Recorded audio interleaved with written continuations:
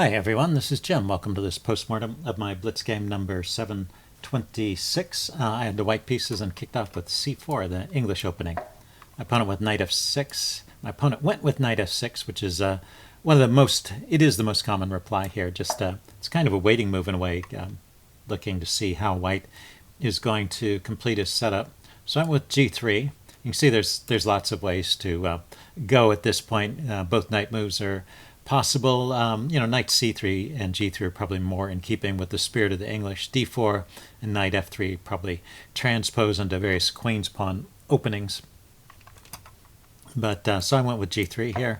My opponent went with g6, and of course black has a large range of choices at this point, the most popular being e5, going for the reverse Sicilian. But my opponent had a very particular idea of the kind of setup he wanted. He wanted to get the fianchetto going here. And I went with knight c3. So I've completed the initial phase of my setup. And then my opponent plays a very unusual move, knight to c6. Castling is a very typical response here. After knight c6, we're really just out of the opening book altogether. So after knight c6, you might think there's some clever move here I could do to exploit his move order, but there doesn't seem to be anything wrong with this position from black's point of view. There was nothing the chess engine found out. I mean, I could try d4 with the idea of playing d5 and chasing that knight away and get into a kind of two knights tango, black knights tango, but that's not that great, I don't think, anyway. So I went with the Botvinnik setup from this point. d4 is still the top engine choice, but as I said, it didn't give any huge advantage to white, so it doesn't seem like black's play can be punished directly. But I did have a chance a little later. Let's see, he went d6 now, I went knight to e2. This is continuing with the Botvinnik setup. I'm going to play d3 and bishop e3 perhaps, and then f4, something like that would be a typical Botvinnik setup. And he goes knight e5.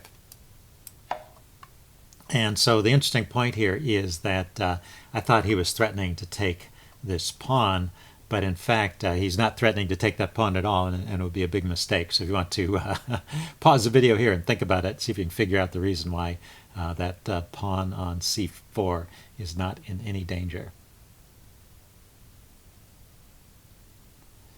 Okay, well, I guess the easiest way to show it is to give the main line of the chess engine. The chess engine says, well, now I should really play d4, kick that knight away, and if the knight grabs the pawn, then the queen check here wins the knight. You can't do this trick of the knight coming back to block. It can't go to any square that blocks that check, and so there's no way to block the check and save the knight. So that just wins a piece. So after d4, the knight just has to drop back to c6 or d7, and this is good for white. White's grabbed a lot of space in the center, and black has wasted a lot of time. I mean, it seems like at this point black is going for a King's Indian against a typical white setup against the King's Indian, but he's a couple tempos down, having wasted time with this knight maneuver, going from here to here to here when he could have gone to that square in a single move. So he's wasted two moves, basically. Anyway, so I made a double mistake here by playing b3. First of all, I'm defending something that doesn't need to be defended, and then secondly, I'm not responding to the real threat here, which is knight to d3. So after this, let's see, he just played c5, so he was playing a little too quick here, but knight to d3, I spotted this one. This is a pretty good move. Okay, I can't take it. My king's in check. I have to move. And then his other knight can hop into g4, ganging up on the f2 pawn here, which can't be defended. There's not a piece around that can defend that.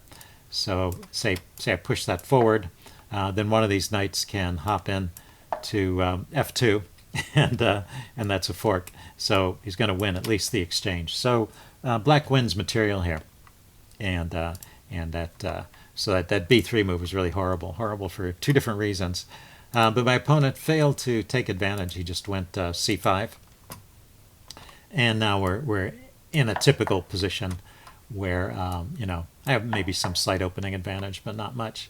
I go d3. That's the setup I want. I've kind of wasted a tempo with this b3 move, and he goes a6.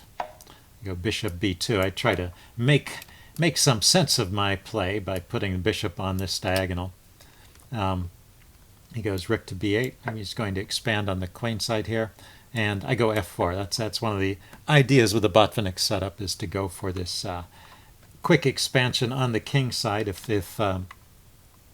black has got a pawn here, which is often the case, then this f4 move is a pawn break. But here it comes with tempo chasing the knight away. Knight went into g4. Probably not the best move. In fact, the chess engine thinks the knight should just drop back to c6, and we'd still be in this situation where it's just a slight edge to white, if any. So, but he went to g4, and now I can chase that knight around some more. Well, first I have to deal with the threat of knight e3. So I recognize the threat this time. Played queen d2. I think I was just a little sleepy at the beginning of the game because that b3 move is kind of inexplicable.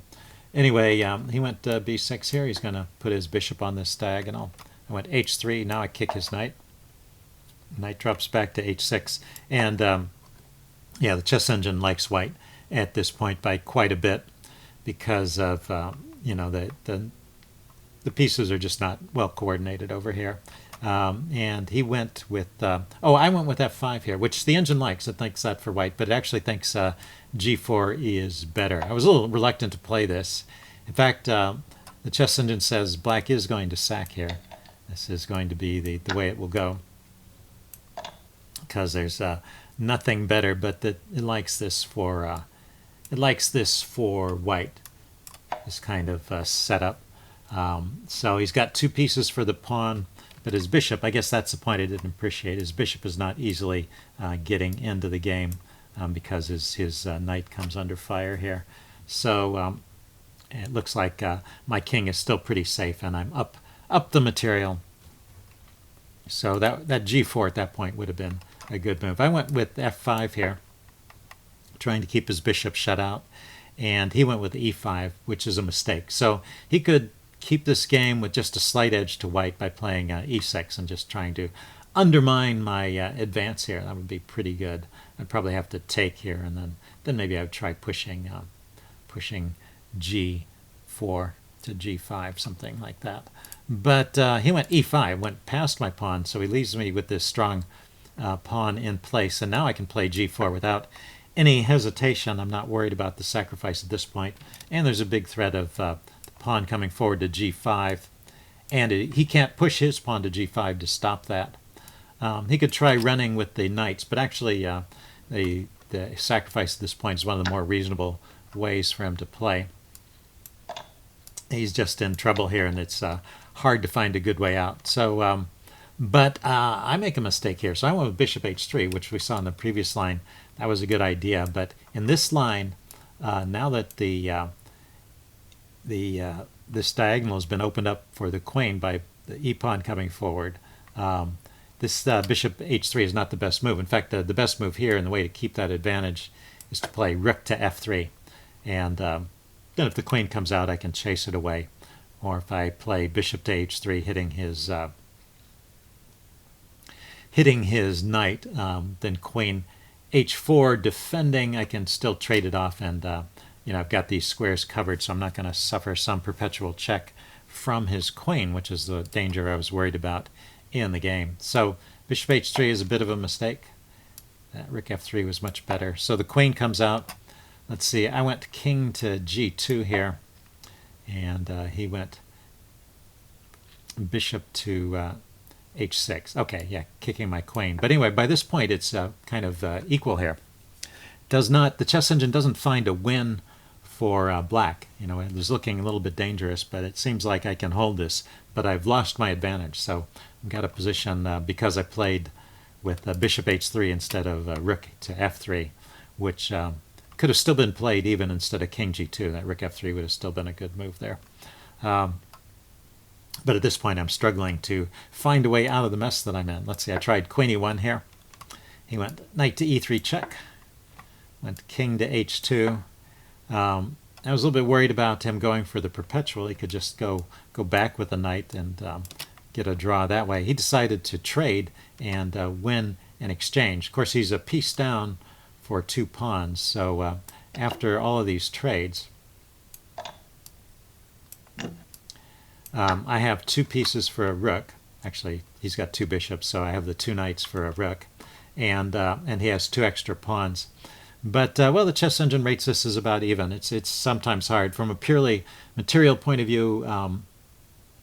The rook and two pawns are worth more than the two knights, but it's kind of a blocked position. The rooks are not active, and if I can keep my pieces active, I should be able to hold this. And the chess engine, as I said, rates this as even. So let's see. He went bishop to e3 here, which is actually a little bit of a mistake already. It's just putting it on a square where I'm going to harass it. The chess engine recommends b5 here, just pushing forward with the pawns. Also, if he can open up some lines, he can get his rooks into the game. Then Black's advantage might start to tell, his material advantage, if he can activate those rooks. So that's how Black should play this position. Anyway, he went bishop e3. I went knight to d5, hitting his bishop and also threatening this fork. So he spotted, I guess, the fork idea and played bishop to b7, but he didn't notice that my knight was also attacking his bishop back here on e3. And so I took it, and he resigned. At this point, chess engine says that white is better. Just shows that these minor pieces can be significant at this stage of the game, particularly in this position with lots of pawns. So let's see. Gives a line like this. Bishop dropping back to g5. My bishop coming over here to c3. Rook to b7. Knight to g1. And the knight is going to reroute like this, probably up to f3. And, with the active pieces, it actually gives a slight edge to white here. So anyway, he went bishop to b7. I went knight takes, and he decided to resign at that point. But it really is over. So interesting game. Hope you guys like this. Leave any comments you have in the section below, and I'll see you again soon. Bye.